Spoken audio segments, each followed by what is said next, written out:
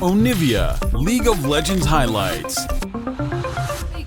Okay, there we go. We do have the support in Pyke down in the bottom side. I love this.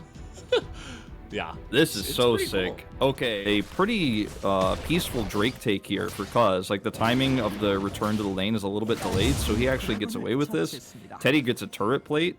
So even though he used his head, and you can see that Cuz is just, he doesn't want anything to do with Olaf right now. He's not really looking to take trades. He's looking to, okay, that's a nice little hook here onto the Thresh. Lehens with the Flay, looking to turn it around, but level 6 here for the Kai'Sa. But looking to get this return kill is Bang. One-on-one now. As Bang will take the worst part of this trade, though. He's got to be careful underneath this turret, as he could just get flashed. So close to death that he's had to back several times. He's lost several waves of farm. He's lost 2 turret plates. This is exactly what you want if you're Teddy. Meanwhile, Keen, he's kind of getting run down in an awkward spot here. He's going to get cast into the wall. Here's the Jarvan. Easy follow-up with the Cataclysm. And Keen is staying alive for a while with the Dominus on 2, but it's not going to be enough. They just think that their bottom lane is too screwed. They're like, well, we can't fight. Like, we're too far behind. Like, let's see. No steal here from Fly. And that is now 41 CS, 45 CS ahead at the moment. So how do you deal with that? Bang is also late to this lane. We got a 2-on-2 up here. Great counter gank. Timing comes in here from Dread. And now the Pyke is just left all alone here. He's got nothing. That is a really unfortunate ultimate. Why even use it at that point in time? A double kill now to Dread. Kind of having better positional advantage here. This could be the beginning of Afreeca starting to pull ahead in terms of where their composition scales. Especially with this. Love this. Gonna start with the box. Not able to get the Flay off, though. That means that objective, or rather that cooldown is down for this fight now. Afreeca say, let's just run at the dragon and see what happens. And they might just be able to. Let's see how this engage does come down. The ball in a good spot, or at least it was. We have a little bit of a flank coming around the back here. I think that's from Carry. Yeah, it is. Looks to be. We get this hook off, and immediately the Gragas is just going to die eventually. Takes them a while, but they get it done. And look at this, just fighting front to back. Afreeca are rolling them in the river and making it look easy. This Drake is absolutely theirs. And man, that is a Drake, and if T1 engage, they just run at them. And Bang is, you know, he was behind significantly in terms of the CS, which would be with these players, and it just, execution-wise, has not worked out for T1. It's been way better dealt with by Afreeca. Yeah, and Ori's Xayah in the late game is just gonna be, it's gonna be insane. Like, against this engage they have, Xayah can kind of just laugh at them in many situations. We gotta kind of strange 2-on-3 going here. We got the Cataclysm coming in from Cuz. That's a really fed Olaf, though. I don't know if you want to go toe-to-toe with that guy right now, but they do get a bunch of... Any sort of position on this Drake. Dread is going to solo it. And again, these are Ocean Drakes that make their comp so much stronger. Oh boy, here we go again. Cuz is not tanky, by the way, guys. He's got Gore Drinker and a Cowl, okay? So, he's got Blade Steel Caps as well, you know? I don't want to take that away from him, but at the same time, he doesn't have much health build up right now. He's pretty squishy. He gets death sentenced. He's just... If you back here as T1 too, Afreeca just push mid, and they can actually start the Baron themselves fairly soon. Okay, Keen a little out there. Right. Yeah, they're going to try to jump onto him, but he does have teammates nearby with a Lantern. But let's see. It looks like Lehens just wants to start the fight. He doesn't need any Lantern, and this is what happens. Bang immediately comes up. Foes are not able to help out at all. They just flash onto him. He doesn't have flash anymore, because he had to get away from that shockwave. 3 easy kills as the Ocean Drake was being taken by Olaf. Yeah, solo. They're just kind of laughing in the face at T1 right now. Yeah, this is just not even close at this point. And you know, we talked about it briefly, but the Ocean Drakes are so strong for the Olaf, for the Renekton as well. When you're trading and getting poked down, so you should be the better team. And if you're worried about that, then we got bigger issues on the side of T1, and this draft just did not come together. Yeah. For sure. They had to get ahead, and it was just a couple of unfortunate plays in the early game that got them not ahead. And that's all that Afreeca needed to just play it really safely and slowly eke out this game. And I love the way they've been playing so far. Nice engage here on the Fly.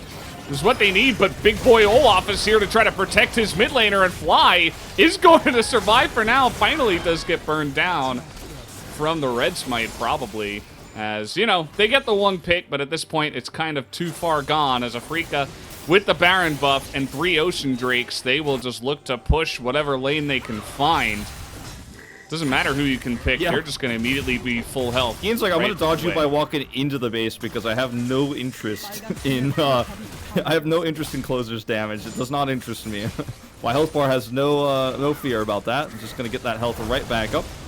And yeah, pushing in through the top lane, the turret's down. They're just going to shove through straight in mid. They look for another pick to end the game.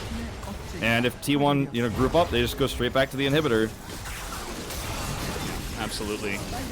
No hooks, no scatter the weaks. Should be able to get too much damage done here. It is 4-on-4, but again, so they've been taking it pretty slow. Yeah, and Bang have been in a good spot. Bang being stable in lane, I think, was a really big boon for them. As Dread will get caught here, but I don't know if did he get catching caught, who? Yeah, exactly. Who's catching who here, Wolf? It's gonna be kind of just dying. And the Thresh is just getting insane value in this game. You see they're trying to engage onto that backline. Bang still has Featherstorm. Again, who's trapped in here with who is really the question you gotta be asking. Bang doesn't even have to. Teddy, he's trying so hard. Teddy, he's trying. Yeah, he's trying. But a double kill Teleport will go the way of the Xayah, and they are just gonna push in and end the game here at about 35 minutes. Yeah, I think Dread had a phenomenal performance on the Olaf. Bang, you know, he was down on CS, but did not get overwhelmed in lane. Finishes the game with a 5-0-5 scoreline. Phenomenal Xayah performance here against his former team. And that's all there is to it. Hoping for a more standard draft from T1 in game number 2, because this was a total outclassing. Afreeca Freecs instead, which I think is great, giving you a lot of extra lockdown onto an aggressive Pantheon. But yeah, this composition for T1 I feel like is stable in the sense of you know, you're fighting for your spot, you're Teddy, you're like, is Gamusha gonna take my spot? I just don't feel like it can't be overstated. It's an important point, but we got some points to make up in the top lane. Say Dread, a very fast rotation, and Kana just too far pushed down the lane, just gonna get burned down and taken for first blood. Advantage on the bot side, and Cuz rotates down there as well. With that lane priority, he's just gonna be able to pick up the first Drake. So it's not all bad for T1. Someone down. We'll see how this goes. The hands.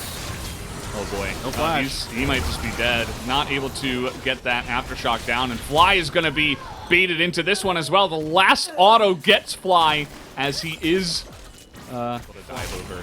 And speaking of Pantheon, we're trying to get on top of Fly, and that's a really nice scat of the week, but here comes the burst, and the pain is too much for Fly to handle. No flash avail or Mountain Soul, so that's going to feel pretty nice. Nice engage on Takaria, though, but he is Pantheon at the end of the day, so he's able to just dodge a lot of that damage. Here comes the follow-up, though. Teddy is going to have to try to ult away, but Dread just has too much damage. Kana into that backline now.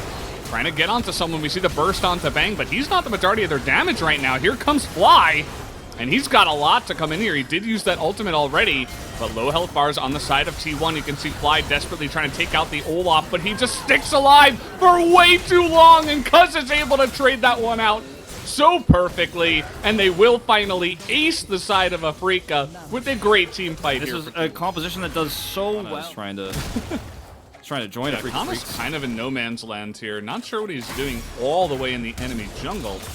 As there's the follow-up from Keen, should be a pretty easy cleanup kill, as that will kind of get Fly back on the board. He was almost 2,000 gold side jungle, and it'll just mean that probably Afreeca is going to have to give another big objective away to the side of T1. I mean, Infernal Drake is just going to do so much for T1's composition. Even the support, in quotes, Pantheon, you know, quote-unquote support. He's going to be benefiting from that as well. I mean, they get the bot turret, they get the mid turret here with the second Rift Herald, and the Drake is spawning now. Well, they have total control. Kana's going to have teleport, so even though he's backing right now, he will be able to rejoin. His Dread is being very aggressive. Yeah, and he has the ability to do this. Closer is just going to get dominated 1v1. Even had Keen coming over. Afreeca say, the hell with the Infernal Drake, the hell with the bottom side of the map. We're just going to push top lane and kill solo laners. Yeah, I mean, it's not an amazing trade, but if you're just going to simply give the Drake up, then what you're going to have to do is Takaria coming in. All right, trying to jump onto Dread here. They might have the damage this time around, and it will be enough. You can see that Keen with this tanky build trying to trade it back, but unfortunately not going to be able to. Takes a while to kill him, and actually the Shuriken misses, so Sphere misses, guys. Void Seeker misses. Keen's like, all right. He's like, maybe I can kill Keria here. He might be able to if Kana messes this up.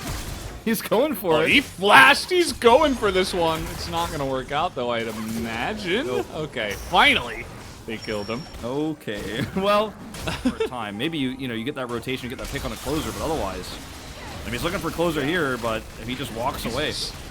Yeah, he's just hunting closer. That's basically what he's doing. Kana has a great flank on the back line. You see that Graves immediately is going to go down, and that's a good trade at this point in time. Kana able to kill the Graves. And it will be a 1-for-2 for now. You can see T1 are looking for more, but do anything here? Yeah, they give away the Infernal Soul, and already the Zoe and all the carries on the side of T1 are way too far ahead. So you can see they're looking for the pick here. They're trying to get on top of Keria. The cask is going to be good, and they do take him out. This is a great team fight as Kana is not here yet. They're going to try to get on top of Closer. Closer doing insane amounts of damage, but he does have to back away eventually. Looking for it now as well. Kana tries to get in there, but it will not be successful. And just like that, Afreeca are back in the game. I mean, that was it. That's the hyper-aggressive engage that you need if you're Afreeca Freecs to blow somebody up. On T1, you get that initial kill, and the fight just goes your way. You know, they get the kill onto Keria first, and he buys a little bit of time, but there's just not enough follow-up damage. That was a very well-executed fight for Afreeca Freecs, like kiting on... I mean, Bang got more kills again. Now he's 3-1-3 all of a sudden. And you see, now he's even getting aggressive. Keria has to flash away. And that is not where you want your Pantheon to be. And now they've caught Closer in the mid lane. They just blow him up. And that is 2 kills now. As the Olaf isn't able to do anything alone, they're just going to look to dive this one. The cask helping out with the damage. A triple kill now for Bang. A miracle fight here for Kaisa and Akali to turn this one around. And Afreeca just are not even scared. They're not even worried. And this is just another aggressive play from Afreeca, pressing their R button. So like, okay, they need to be. You can't just sit there, you know. Yeah, well, they need to be better prepared for these engages, right? They need to be better prepared for the right time. The one thing that's good for T1 is that Bang did not pick up his Infinity Edge. He's just before it, so that could be a turning point here in this game, as Afreeca are just going to go for the Infernal Drake. You can see here comes the damage from the Zoe. The Drake is going to go the way of Afreeca. They're going to find Keria again. And no support on the side of T1. Everybody's zoned to the top side. This is not the team fight you were looking for, and they find the Zoe and just blow her up immediately.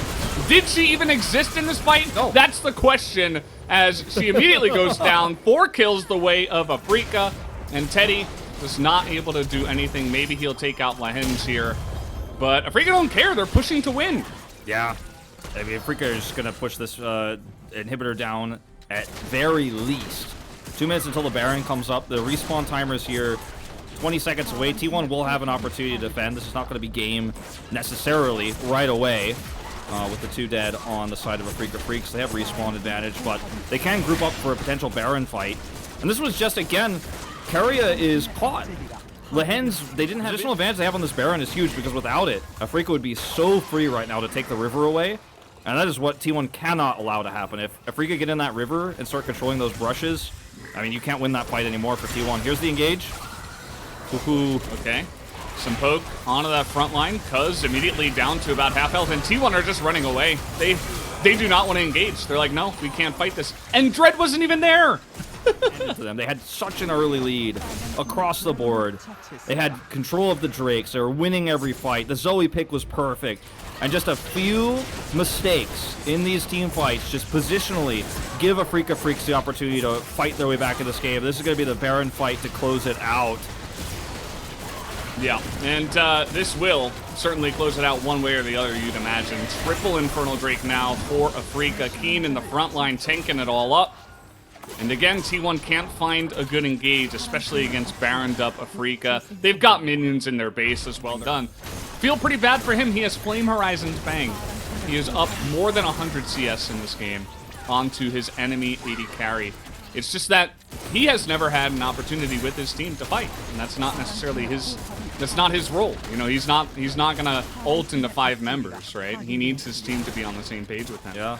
And unfortunately, we haven't seen one fight where that is the case. And that Afreeca are just gonna try to get every inhibitor here. I mean, they have such a nice setup to engage on anyone who steps over the line, and looks like here we go again. Yep.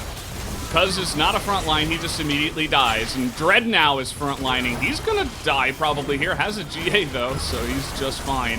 As closer will get picked.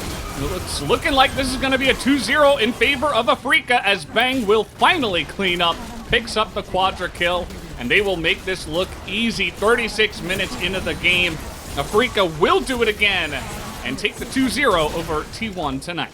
Talked about Flame Horizon, it's Dread who gets one across.